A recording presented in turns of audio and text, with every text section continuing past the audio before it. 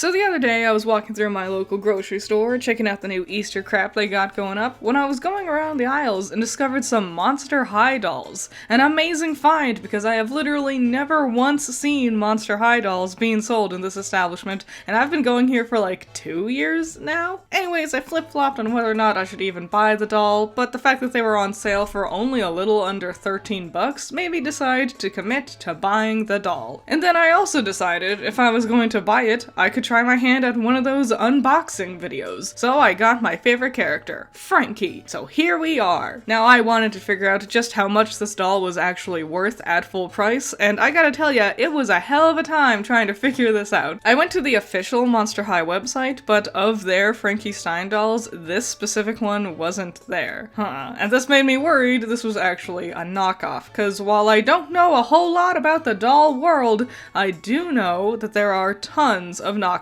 out there. But the box looks pretty official, and while I was digging, I found the same art style being used for a different doll set. It also didn't help that there's no, label of what set this doll is anywhere on the box, but I checked out Amazon and I found it. Apparently this Frankie doll and the others I saw at the store is from the Day Out Dolls set. And every other listing for this doll's prices is somewhere in the mid-20s at the lowest. So the fact I found this doll for only $13 is kind of a steal. One thing I think is kind of weird is how the back of the box specifically points out Watsy, but the doll doesn't come with him. Time to release them! I got my pink scissors, and wow, you can really see the confidence in my movements, huh? Like a surgeon I am. I finally got Frankie out, though I discovered they were bound into this pose by even more rubber bands. So once I finally got rid of all of it, I could check them out in their full beauty. First, they don't come with a stand and cannot stand on their own. But I think that's fine. I usually have my dolls in a sitting position anyway. All of their stitches are painted on, which with the old models, they actually used to be part of the model for the doll.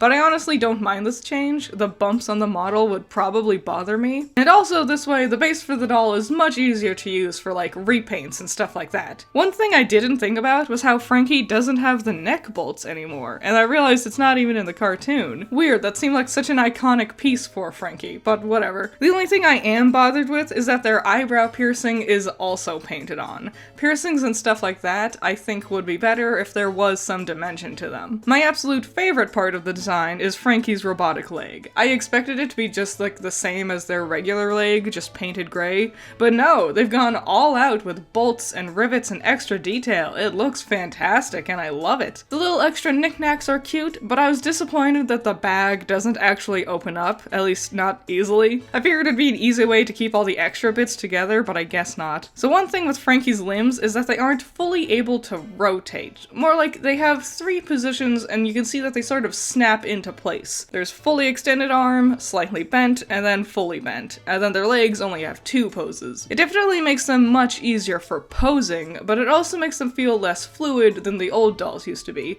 So pros and cons for both, I guess? Design-wise, I'm not a fan of the chunky lime green bolt earrings. They feel a bit much, especially with the similarly bulky hair clips too. It feels just really busy in this one spot. I really like the chain tie that clips to their belt though. It doesn't flow around or anything, and it's rather stiff, but I think it's a nice way to break up the pattern on their dress. My favorite part of their clothes is 100% the shoes. I didn't realize they had this carved out pattern in the back, and the little green lightning bolts actually jangle around and stuff. It's so cute. Now I wanted to compare Frankie to my 2 other dolls from Mattel, Mercedes from Monster High, and I figured it'd be good to compare them to an actual human face, so I also brought out Maddie from Ever After High. As you can see, they are just a tad beat up. My girls have gone through a lot. Anyways, let's compare dolls. The first thing that really stood out to me was how much taller Frankie is, and a lot of that height seems to be coming from their legs. Now, I know Frankie is the tallest character in the main crew from the new cartoon, so I don't know if this is something exclusive to the Frankie doll of this set, but the other 2 dolls from what I saw at the store seemed to be kind of similar in height,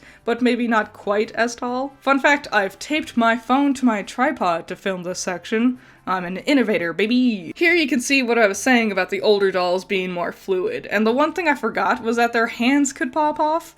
I'm gonna be honest, I was too nervous to try popping off Frankie's hands, so. One thing that boggles me is how much shorter Frankie's neck is compared to the older dolls, and also their ears are way bigger. Maddie's ear is so tiny, I struggled to scrape away all of her hair just to show it to you. Frankie's ear is much bigger, and I think it looks a bit better this way. There's more real estate for earrings. I might not like the design of Frankie's earrings here, but at least I can see them. Oftentimes with Maddie's earrings, they were so small and frail that they'd get swept up into her hair and become invisible. An unfortunate thing I realized is that Frankie's dress is so short, you're definitely going to get some sort of upskirt, which feels mostly problematic with having Frankie sit, especially for a design that doesn't come with a stand, and a sitting pose is a natural conclusion to come to with dolls that don't stand on their own. So it's a bit unfortunate, but I also understand how they came to this conclusion. It's not like they could give Frankie like pantyhose or shorts or something. They didn't want to obscure Frankie's legs at all, because that robotic leg is a huge part of the design for the character, and especially with this ensemble. So, what are you gonna do? Finally, getting all the dolls next to each other, it's really easy to see the differences with their head sizes and face shapes. Maddie's face looks huge and very wide compared to Frankie, who looks much more realistic, I guess, proportionally. Mercedes' face is a little bit wider too, but not as dramatically as Maddie's, which makes me wonder if it was a thing just to the Ever After High dolls, but I don't have any other Monster High dolls, so I can't compare them. And so that's the doll. It's rad, it's nice, it seems high quality, I'm super happy I bought it, it looks great sitting on my shelf next to my other two dolls, and I had a lot of fun. I hope you had fun too, and thanks for watching. Shout out to my $10 patrons, you're all amazing. Nako, James Dodds, Cool Duck, Andrew, Valhalla Knight, Chamomile, G Extreme, Classy Critic, Sunny Shy, Azoth, Great Bar, Jake, Amber, Hype Man, Zero to Hero, Isaiah, Scaring Crows, Not All That Evil, Messiah Complex, Jacob, Virus, Ben's Sketchbook, The Watcher, Omega Fighter, JP, Wild Pilot, and Josh. I know this is different from my normal content, but I just want to try something out, see if I could get a camera to work. If you want more unboxing type videos from me, let me know in the comments. What are your thoughts on the doll? Do you have any Monster High or Ever After High dolls yourself? Any thoughts and opinions? Leave them in the comments below, and I'll see you in the next one. Bye bye.